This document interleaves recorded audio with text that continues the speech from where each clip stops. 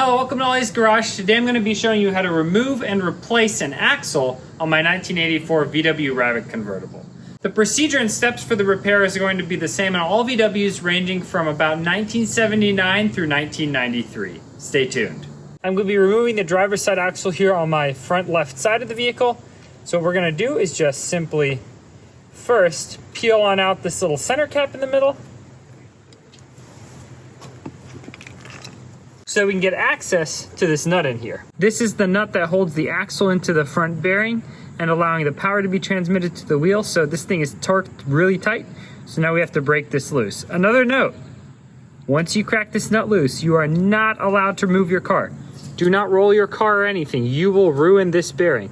So only crack it loose and then we'll jack up the vehicle. It's a 30mm nut. You can use an impact wrench or you can also just use, a normal wrench with an extension.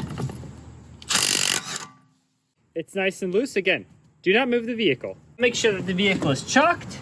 Now we're gonna jack up the vehicle. I have a whole video talking about how to properly jack up one of these cars and what the points are to use. I'll make sure to link that below, so watch that video. I'm just gonna jack it up real quick.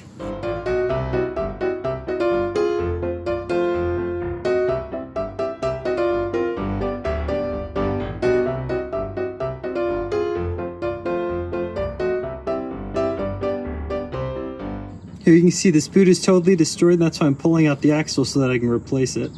The next thing that we need to do is remove all of these 8mm triple square nuts. So for that you need one of these 8mm triple squares.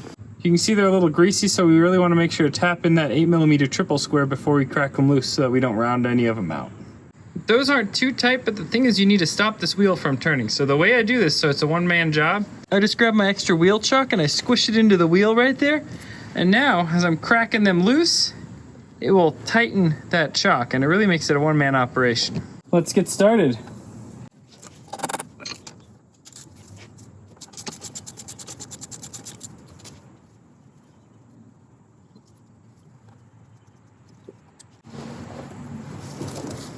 And you just spin your wheel forward, it leaves the chock right there, so you don't even have to move it.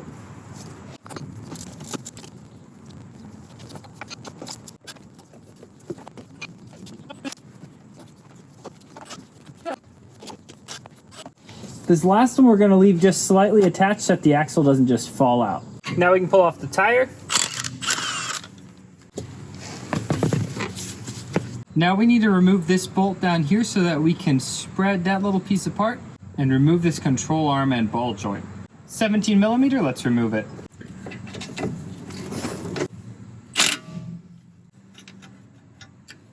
With the bolt out, we now need to get a chisel. And we're going to drive it right in that little gap right there to spread this little spindle piece just a tad, then we can knock this control arm loose.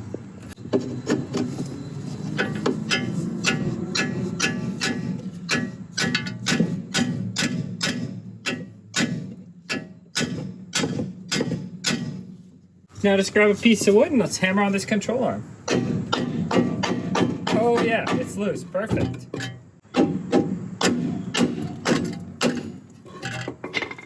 There you can see the ball joint is now removed from that spindle. Let's remove this axle now. Fully remove this last bolt right here.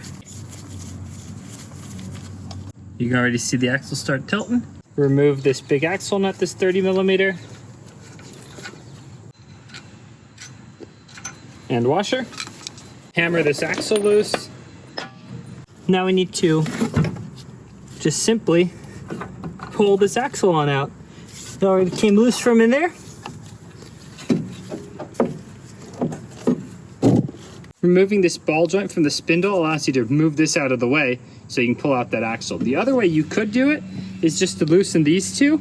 Then you don't have to mess around with hammering that ball joint loose. The only downside to loosening and adjusting these two is you are going to need an alignment afterwards because this adjusts your camber. I have a lifetime alignment on my car, so sometimes I just do these because it's a little bit easier. But this is the proper way, then you really technically don't need an alignment afterwards. I cleaned out all the old grease from in here, so now we're gonna refill it with some new grease. There it is. There's a cork gasket that goes between this flange and the CV just so that you don't get a bunch of water and dirt getting into it. And also that the grease stuff doesn't leak out. So I've got a new one right here. These are adhesive backed, but of course, when you have grease on here, it makes them a little bit harder. to get sticking, but I really cleaned this off fairly well. So we'll just get it to slide in right there. It's a bit of a tight fit, but close enough. When we thread those bolts in, it'll just punch a little bit of that gasket out, but that's okay. Now we can finally reinstall our axle. So, same way we removed it, let's first stick the axle through the splined area in the hub right here. Now that it's through that portion, let's slide it on up here and attach it to the transmission. Okay, let's get our first bolt going.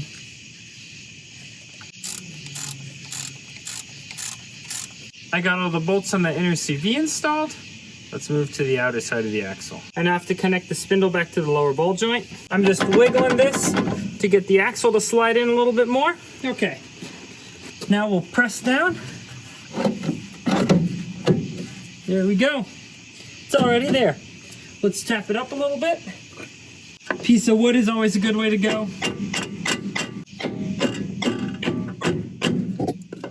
Now we can reinstall this bolt. I really should get a new nut, but I don't have one right now, so we're just gonna reinstall this one. But to do the repair 100% correct, you'd wanna get a new one of these plastic nuts. I'll get one.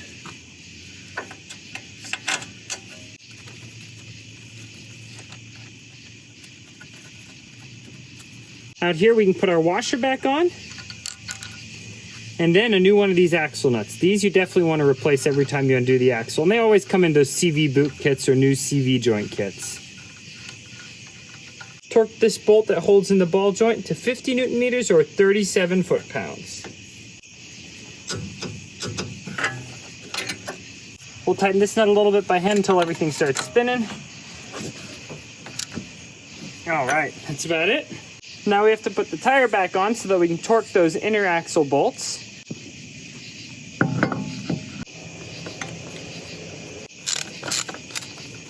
When I tighten those bolts, it's going to want to spin the tire and everything that way.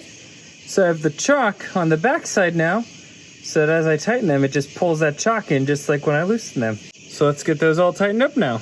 The torque spec for these is 33 foot-pounds. However, I've found that over time, if you only do 33 foot-pounds, these sometimes back out. So now I go to 35 or 37 foot-pounds. Quick note on those CV bolts. So even though I torque them a little bit more than what the manual says, and I've had good luck with that, you still want to check them after you've driven the car for a couple miles. So take it around the block, drive it to work once or twice, and then jack it back up and double check the torque on all those bolts. If you don't do that, you risk your axle coming off while you're driving, and that's a bad day.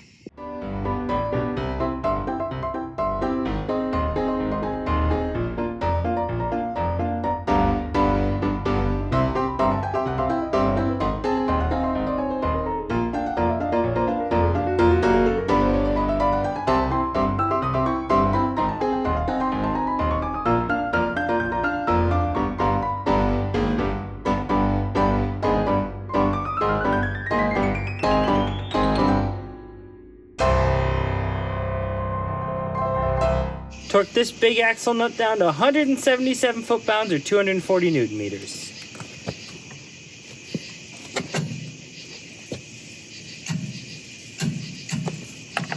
Finally, torque these wheel lug bolts to 110 Newton meters or 89 foot-pounds. Thanks for watching. Take your car for a spin. Don't forget to retorque those axle bolts.